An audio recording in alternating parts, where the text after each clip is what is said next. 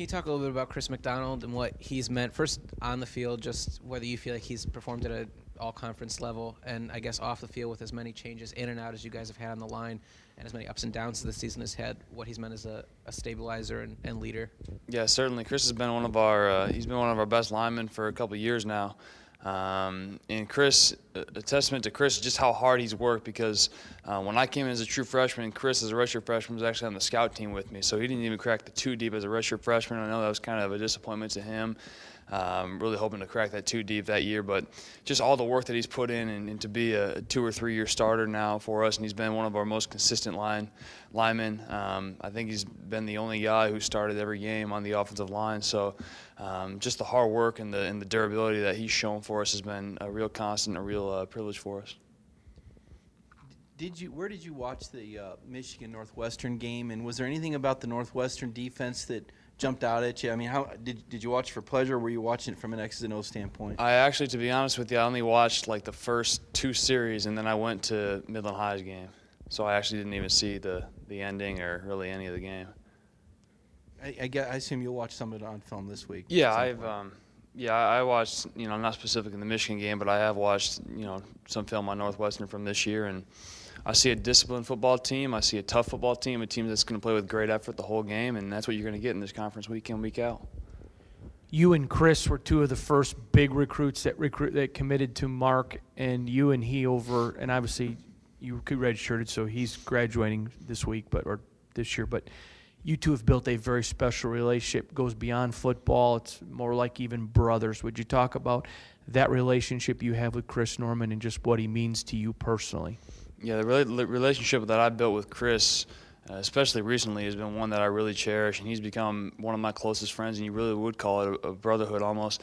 It begins with our roots in Christ. We've gotten to know each other through AIA, and then when he came back from Ultimate Training Camp last summer, he came back completely changed, and he's a guy who really has challenged me in my walk with Christ, and we've just kind of grown together through that. So when you can have a common bond in a faith and in a sport like this, and that's really the 2 of the biggest things in your life, and you can really grow together and become stronger and better friends and like brothers through that.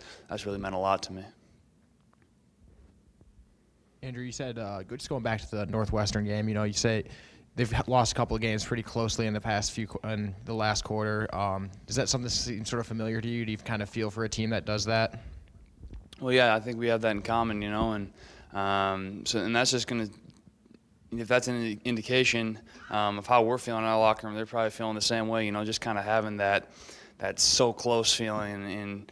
And if they're working like if they're working like we're working, they're going to be working hard. And anytime you have a close loss like that just kind of keeps you going, and you dig a little deeper and look a little harder to find those extra inches. Andrew, go ahead. Andrew, how is this a different football team than it was 2 weeks ago, and how has the bye week helped? Well, I think, obviously the bye week helps with you get everybody who's a little dinged up, you get healthy. And you get to take a break and you come back. Coach D always talks about being fresh. So to have a week off just to kind of take a step back and watch things play out and just kind of reevaluate where we are as a football team. I think we're a more mature football team. I think we're a team who's ready to approach this 2-game season, which is really what it is, with the most tenacity and the most focus that we've had all year. When Kirk Cousins had his big preseason game, we asked you about your dialogue with him. I'm curious if you had much dialogue with Kirk since, for any reason, with your season, or has he counseled you at all? I talked to him a little bit, I guess a couple weeks ago it was. Just kind of, nothing too formal and nothing too serious, just kind of, a couple inside jokes here or there through text message. But beyond that, I really haven't talked to him that much. Not for any particular reason, just because both have busy schedules. Going back to Norman for a second, you said he came back changed. Can you just expand on what you meant by that?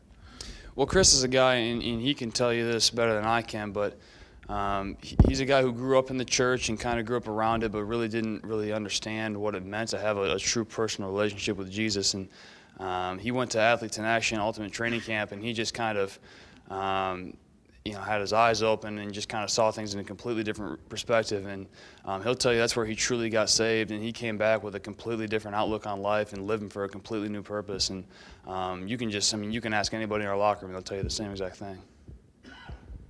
Andrew, can you talk a little bit about D'Anthony Arnett's development? I mean, he's obviously a guy that's a little off the radar right now, but he's jumped up on the depth chart. What's he done over the course of the past 10 weeks to get himself in that position? Well, he's getting better every week, and he's bringing more attention to detail. He's bringing more focus to practice because D'Anthony's been a guy who's always had all the physical tools. He's as quick a receiver as we have. When he runs his routes, he's as shifty as there is. So each and every week, just really learning the offense more and being around it and seeing the adjustments and the checks that he's really soaked in. And you can see it in practice that he's not thinking as much. He's just going out there and playing, and it's coming a little more naturally to him. I think that's showing in his performance in practice.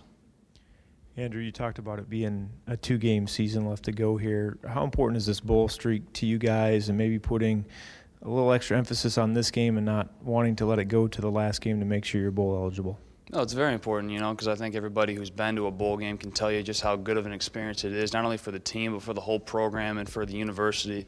For everybody who gets to be a part of that trip, it's an awesome experience, and it's something that I've really enjoyed in my time. And for the people who haven't experienced it, obviously we want them to be able to. And especially for the seniors, you don't want to end your senior year. You've been to 4 bowl games, and then your 5th year you don't go to one. So, obviously we'd like to get our 6th win this week and not have to make next week essentially a playoff game for us. But we're going to do whatever we can to get bowl eligible because that's something that's important to us. This will be your last start of this season at Spartans Stadium. When you look back at the season opener back here at home, how different do you feel and compared to that night, and just sort of comparing where you are right now, just as a person, mentally, emotionally, as a player, all of that? Well, I think I've matured. I think I'm a different player. I'm a different person than August 31st. And I think everybody on the team, we can say that for ourselves as a team as a whole. But this being the last game at Spartans Stadium, it's crazy how fast it goes, because it kind of seems just like yesterday that we were running out of that tunnel and it was Boise State. But this is really important for us. It's really important for our seniors just to kind of send them out on a high note and really have them leaving with a good taste in their mouth and good feelings about playing at Spartans Stadium. You discussed your faith and conviction, and with all due respect to that, though, is there any way you could consider this season a success without going to a bowl game? Absolutely. And I personally, for me, I could consider it a success because the way I look at it, I'm lucky and blessed enough to still be playing this game at this level. When I first started playing football, the field we played on was Saturday mornings at 8 o'clock in the outfield of a middle school baseball field. And now I look, and we go to these places, and I'm stretching, and I don't want to make it sound like I'm starstruck, but I just kind of have a perspective of I'm blessed enough to play this game. I used to play in a baseball outfield, and now I'm playing in Spartan Stadium, or I'm playing up in Madison, or all these stadiums that I grew up watching on TV. So God's put me in an awesome position here, and I can go to bed at night and I can put my head on the pillow at the end of the season knowing that I gave it all and knowing that our team gave it all. And the chips fall where they may, bowl game, no bowl game, championship, no championship. I can be content because I have a scope and an identity that's bigger than all of this. Any other questions? Yeah, Andrew, fans sometimes have a lot of things on the plate, and they can come to games or not come to games, and there have been some late November games with big holes in the crowd. What would you tell people who aren't sure whether they should come watch this game, why they should be there Saturday? Well, it's Michigan State football, and if you're a Michigan State football fan, then I don't think the record or the opponent should really matter, but it's the team that we're putting out on the field, and we're a different team than we were 2 weeks ago. We're a different team certainly than we were at the beginning of the season, and it's our last chance to see us at home this year, and that's something that we realize and that we're taking to heart, and that we're going to put on a performance on Saturday that's hopefully is going to be our most passionate and our most heartfelt performance yet.